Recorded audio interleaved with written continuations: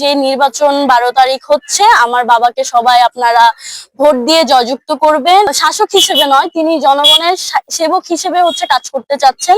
আমার নাম আফ্রিদা নুসরাত নাওমি, আমি ঢাকা ইউনিভার্সিটির অনার্সে পড়ুয়া একজন শিক্ষার্থী।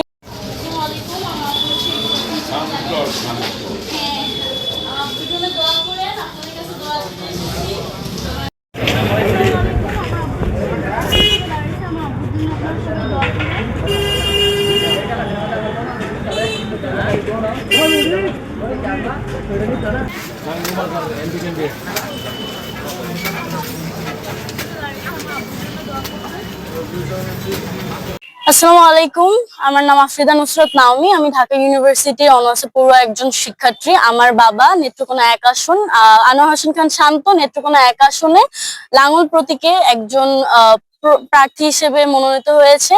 তিনি মানুষের সাথে থেকে, মানুষের পাশে থেকে, মানুষের কল্যাণের জন্য কাজ করতে চাচ্ছেন, এই প্রত্যাশা নিয়ে তিনি এই নির্বাচনে অংশগ্রহণ করেছেন।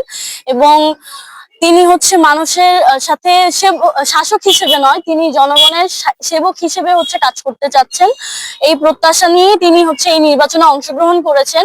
এবং আমরা আজকে দুর্গাপুরের বাজারে বিভিন্ন এলাকায় গিয়ে আজকে প্রচার করেছি এবং জাতীয় পার্টি এবং আমার বাবার পক্ষে ভালোই সাড়া পেয়েছি।